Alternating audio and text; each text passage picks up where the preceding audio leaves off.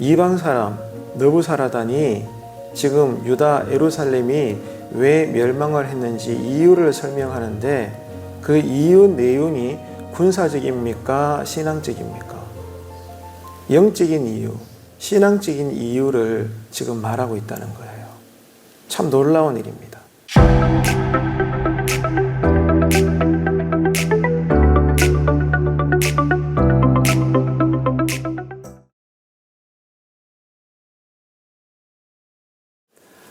인생은 선택의 연속입니다. 그래서 우리가 어떤 선택을 하는가에 따라서 어떤 사람의 인생이 결정나기도 하고 또 그 사람이 어떤 사람인가 증명되기도 합니다. 사람들은 오늘도 그렇습니다. 저마다 자신들이 가지고 있는 지식이나 기질, 또 성품이나 기호에 따라서 뭐든지 선택을 합니다. 자신들만의 기준이 있는 거죠. 그렇다면 하나님도 그렇지 않겠습니까? 하나님께서는 어떤 기준에 의해서 선택을 하실까요? 그리고 당신의 백성들이 어떤 선택을 하시는 것을 원하시고 바라시겠습니까? 오늘 본문 1절로 3절은 하나님의 선택을 볼 수가 있습니다. 그리고 이어서 4절로 6절까지는 에레미야가 하나님 앞에서 어떤 신앙적 선택을 하고 있는가를 우리가 살펴볼 수가 있어요. 그래서 오늘은 우리를 사랑하시는 하나님의 선택, 일하심, 그리고 그 마음을 살펴보고 내일은 이어서 4절로 6절까지 에레미야의 선택을 보면서 우리가 어떤 신앙적 선택을 하면서 또 믿음의 삶을 살아야 되는가 살펴보도록 하겠습니다. 에레미야의 예언대로 예루살렘은 바벨론에게 이제 멸망을 당했습니다. 그래서 시드기야 왕과 유다 백성들은 바벨론 왕 느부갓네살에 의해서 포로로 끌려가게 되죠. 이렇게 유다가 당하는 고통과 환난은 에레미야에게도 동일하게 임했습니다. 그래서 에레미야는 오늘 본문에 보면 시위대 뜰에 감금되어 있는 것입니다. 그러다가 이제 바벨론의 침공으로 인해서 유다 예루살렘은 멸망을 당하게 됩니다. 바벨론 군사들은 예루살렘에 있는 고위층 지도자들 그리고 부유한 사람들을 선별을 해서 바벨론으로 끌고 갑니다. 그 가운데 에레미야도 사회적 지도자입니다. 특별히 영적인 리더이기 때문에 함께 바벨론으로 끌려가게 되는 거죠. 그런데 바벨론으로 가는 중에 바벨론 사령관 느부사라단이 라마에서 에레미야를 풀어줍니다. 이때 여호와의 말씀이 에레미야에게 임하는 거죠. 본문 1절 보시겠습니까? 1절 함께 다시 읽겠습니다. 사령관 느부사라단이 예루살렘과 유다의 포로를 바벨론으로 옮기는 중에 에레미야도 잡혀 사슬로 결박되어 가다가 라마에서 풀려난 후에 말씀이 여호와께로부터 에레미야에게 임하니라. 아멘. 자, 그런데 놀라운 일이 일어난 겁니다. 무엇이 놀라운가 하면은 이방 사람입니다, 여러분. 유대인이 아닙니다. 그렇다고 어떤 하나님께서 세우신 선지자도 아니에요. 이방 사람 바벨론 사령관인 느부사라단이 에레미야에게 이렇게 이야기합니다. 예루살렘이 왜 멸망을 했는가? 그 멸망의 이유에 대해서 느부사라단 이방 사람이 설명을 합니다. 자, 이어서 2절과 3절 함께 읽습니다.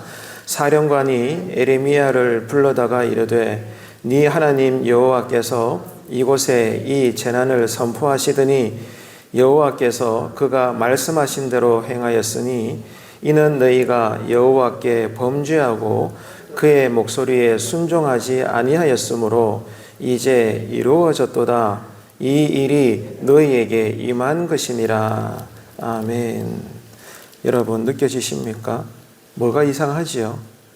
이방 사람 느부사라단이 지금 유다 예루살렘이 왜 멸망을 했는지 이유를 설명하는데 그 이유 내용이 군사적입니까? 신앙적입니까? 영적인 이유, 신앙적인 이유를 지금 말하고 있다는 거예요. 참 놀라운 일입니다. 상식적으로 생각하면 느부사라단은 바벨론의 능력 있는 군인입니다. 군인, 사령관입니다.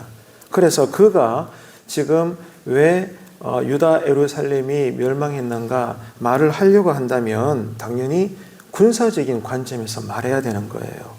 군사적인 관점에서 군인으로서, 장군으로서, 지략가로서 봤을 때 현 상황을 분석할 만한 그런 인물입니다. 예를 들면 바벨론의 군사력과 유다의 군사력을 비교를 한다든지, 아니면 바벨론의 전략 전술이 얼마나 탁월했고 그런 만큼 예루살렘의 방비력이 얼마나 형편없었는지, 왜 멸망했으니까, 이런 것에 대해서 군인으로서 지금 에레미야에게 말할 수 있어야 되지 않겠습니까? 근데 놀랍게도 사령관은 지금 예루살렘에 말할 수 없는 이 멸망이라는 재난이 임한 것은 다른 거 없다. 유다가 범죄하고 하나님의 명령에 순종하지 않았기 때문이다. 마치 선지자가 말하듯이 이렇게 지금 설명을 하고 있더라는 겁니다. 이방 사령관이 예루살렘의 멸망 이유를 정확하게 알고 있었다는 것은 참으로 놀라운 일이고 두려운 일입니다. 하나님을 믿는 우리 신자들이 보기에 교회 밖에 불신자들이 정확하게 현재 교회의 상태를 꿰뚫어 보고 사회적 관점에서 교회를 향해 손가락질하고 지적하고 비난하는 거예요. 그런데 그 말이 하나도 틀린 게 없는 거예요. 우리 믿는 사람들이 봐도, 성경적으로 헤아려 봐도, 신앙적으로도 들어봤을 때 틀린 말이 없는 겁니다. 상상해 보십시오. 얼마나 놀랍고 두려운 일입니까? 유다 백성은 에레미야를 통해서 예루살렘의 멸망을 이미 경고받았었습니다. 그럼에도 백성들은 죄를 뉘우치지 않아서 말씀의 약속대로 이제 예루살렘은 멸망을 하게 된 것이거든요. 그런데 이 모든 과정을 이방의 한 사람, 바벨론의 사령관은 유심히 보고 있었다, 그 말입니다. 무슨 얘기입니까, 여러분? 하나님은 어떤 분이신가? 그 말이에요. 하나님은 당신이 쓰고자 하시는 사람이 있다면 제한이 없다는 겁니다. 하나님의 절대 주권적 선택으로 누구든지 들어 사용하십니다. 그 사람이 남자든 여자든 유대인이든 이방인이든 어떤 종류이든지 선한 사람이든 악한 사람이든지 간에 하나님이 뜻을 정하셨다면 누구도 제한 없이 거침없이 그 사람을 불러 세우셔서 하나님의 말씀을 그의 입에 달아드리는 거예요. 그래서 전하게 하는 거죠. 하나님은 이런 분이십니다. 제한 없이 사용하시는, 무한 주권을 가지고 계시는, 마음껏 선택하셔서 하나님의 말씀을 전달하게 하시는 전능하신 분이다, 그 말입니다. 하나님은 당신의 백성들이 죄를 깨닫고 죄에서 돌이킬 수 있다면 하나님은 어떻게 하셔요? 불신자라도 도구로 쓰신다는 겁니다. 오늘 본문에서 그 도구가 누굽니까? 네? 느부사라단, 여러분 바벨론 사령관이다, 이방인이다, 그 말이에요. 하나님은 그만큼 끝까지 예루살렘, 유다, 이스라엘 사람들, 당신의 백성들을 사랑하시기 때문에 아무리 지금 유다 백성들이 패역한 상태에 있을지라도 하나님은 어떻게 하시는 거예요? 포기하지 않는 거예요. 포기하지 않고 바른 길로 이끄십니다. 어떻게? 이번에는 이방 사람의 입술을 통해서. 이렇게까지 하나님은 우리를 붙잡고 계시고 사랑하신다, 그 말입니다. 그래서 오늘 우리는 하나님께서는 이방 사람도 당신의 말씀의 전달자로 삼으시는 모습을 보고 있다, 이 말입니다. 이것을 통해서 우리가 무엇을 알 수 있습니까? 하나님은 선이든 악이든 무엇이든지 간에 하나님은 제한 없이 들어 사용하신다. 하나님은 그런 분이시다. 내가 볼 때는 아니에요, 이런 것들이, 저런 것들이. 그런데 하나님은 나를 회개시키기 위해서라면 이런 것들을, 저런 것들을 도구로 삼으셔서 나에게 메시지를 내가 깨달을 수 있도록 들리게 하신다는 겁니다. 그 정도로 하나님은 우리를 포기하지 않아요. 언제나 불꽃 같은 눈동자로 우리를 관심 있게 보고 계십니다. 하나님은 송년중앙교회라고 하는 눈에 보이는 이 예배당 건물에 관심이 더 있겠습니까? 여기에서 여러분 새벽마다 어느 때든지 예배드리는 우리에게 관심이 더 있겠습니까? 당연히 우리에게 관심이 있으신 거죠. 하나님은 그런 분이세요.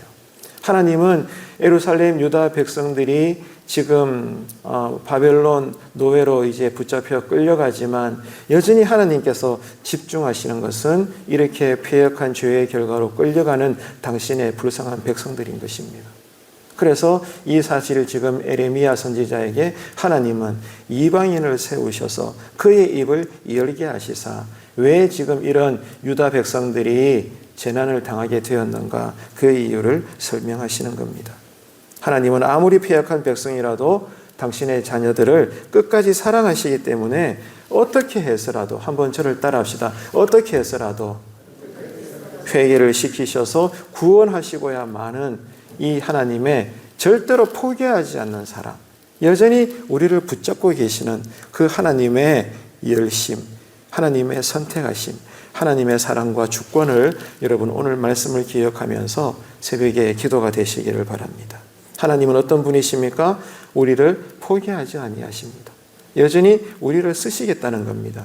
우리를 사랑하시는 겁니다. 여전히 우리와 친밀하기를 원하시는 거예요. 오늘 또 우리는 이런 하나님 앞에서 이 하루를 사는 거죠. 그래서 우리에게 필요한 것은 내 뜻과 방법이 절대로 하나님의 주권보다 앞서지 않는 겸손에 있는 것입니다. 오늘 이 아침에 여러분 이 겸손을 위하여 기도하시기 바랍니다. 둘째는 반드시 이루어지는 하나님의 통치를 사모하셔서 하나님의 뜻은 반드시 이루어지기 때문에 우리에게 믿음과 지혜가 있다면 하나님 나에게 순종할 수 있는 믿음을 주십시오. 첫째는 겸손을 달라고 기도하시고요. 다음에는 순종할 수 있는 믿음을 달라고 오늘 아침에 꼭 기도하시길 바랍니다. 한 가지가 더 있습니다. 셋째, 세상 사람들로부터 하나님의 책망을 듣기 전에 나의 허물과 죄를 회개하게 하여 주옵소서. 첫째는 여러분 따라합시다. 겸손, 따라합시다. 순종, 세 번째는 뭐죠? 회개. 다시 한번 겸손, 순종, 순종은 믿음입니다. 세 번째는 뭘 달라고? 회개할 수 있는 애통한 마음을 달라고. 여러분 우리가 영적으로 볼 때도 자존심이 있잖아요. 나의 허물과 죄에 대해서 교회 밖 불신자들이 하다 안 돼가지고 하나님께서 저들의 입을 열어갖고 나의 이 민낯을 덜추어낸다면 여러분 신앙적으로 볼 때 얼마나 여러분 믿음의 가호가 떨어지는 겁니까? 안 그렇습니까? 하나님이 참다 기다리다가 끝끝내 우리가 회개하지 않으면 하나님은 이렇게까지 오늘의 너부사라단을 하나님은 우리 곁에 세우신다 이 말입니다.